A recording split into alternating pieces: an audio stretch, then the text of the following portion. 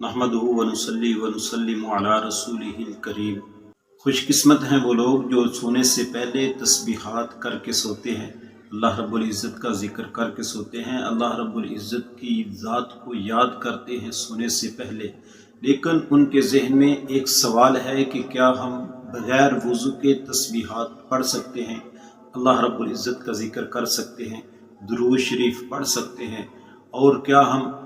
لیٹے ہوئے بھی اللہ رب العزت کا ذکر کر سکتے ہیں، تسبیحات اور درود شریف وغیرہ۔ لیکن ان کے ذہن میں یہ اشکال ضرور ہوتا ہے کہ بغیر وضو کے ہم پڑھ سکتے ہیں یا نہیں پڑھ سکتے، یا بغیر وضو کے ذکر ہو سکتا ہے یا نہیں ہو سکتا، اس سے کوئی گناہ تو نہیں ملتا، کیا اس کا ہمیں کوئی نقصان تو نہیں ہوتا؟ تو محترم ناظرین، اس کا جواب یہ ہے کہ بغیر وضو کے آپ اللہ رب العزت کی ذات کا ذکر کر سکتے ہیں، قرآن پاک کی آپ تلاوت کر سکتے ہیں، بس آپ قرآن پاک کو ہاتھ نہیں لگا سکتے، بغیر وضو کے آپ قرآن مجید کو ہاتھ نہیں لگا سکتے،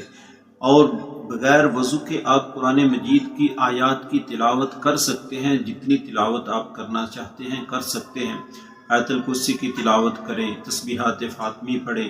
درود شریف پڑھیں، اور اس کے علاوہ سورہ بقرہ کی آخری 2 آیات اس کی تلاوت لازمی کر کے سویا کریں۔ حضرت علی رضی اللہ تعالی عنہ کا فرمان ہے جس کا مفہوم یہ بنتا ہے کہ بدبخت اور بد نصیب ہے وہ انسان جو رات کو سورہ بقرہ کی آخری 2 آیات کی تلاوت کر کے نہیں سوتا۔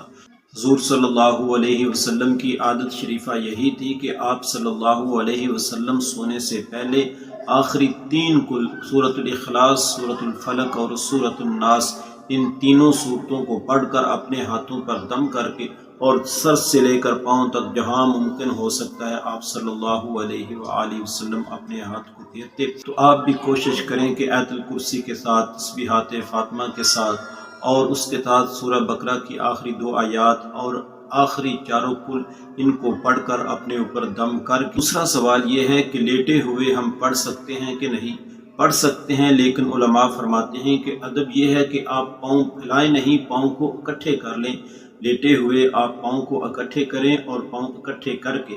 آپ تسبیحات بھی پڑھ لیں، آپ درود شریف بھی پڑھ لیں، آپ قرآن کریم کی آیات کی تلاوت کر لیں، آپ کوئی بھی سورت پڑھنا چاہتے ہیں، اس کی تلاوت کرنا چاہتے ہیں تو آپ کر سکتے ہیں۔ لیکن افضل یہی ہے کہ آپ باوضو ہو کر تسبیحات کو پڑھیں، درود شریف کو پڑھیں، قرآن کریم کی تلاوت کریں، اس میں اجر و ثواب بہت زیادہ ہے۔ اور اگر آپ وضو کی حالت میں رہیں گے تو شیطان کے حملوں سے بھی محفوظ رہیں گے۔ رات کو آپ وضو کر کے سوئیں، بستر پر آ کر لیٹیں، اور ساری رات آپ کی انشاءاللہ عبادت میں گزرے گی۔ لیکن آج کل ہماری بدقسمتی یہی ہے کہ بہت سارے ہمارے مسلمان بھائی، ہماری بہنیں،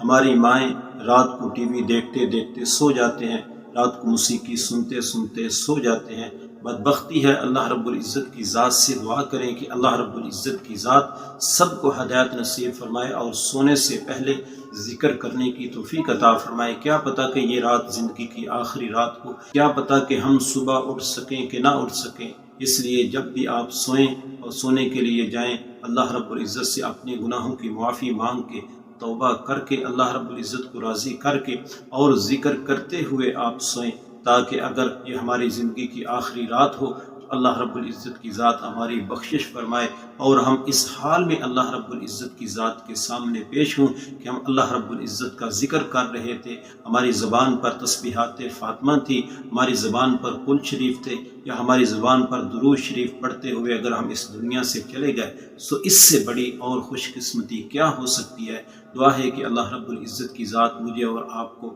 عمل کرنے کی توفیق عطا فرمائے۔ اپنا بہت سارا خیال رکھیے گا، دعا میں یاد رکھیے گا۔ السلام علیکم ورحمۃ اللہ وبرکاتہ۔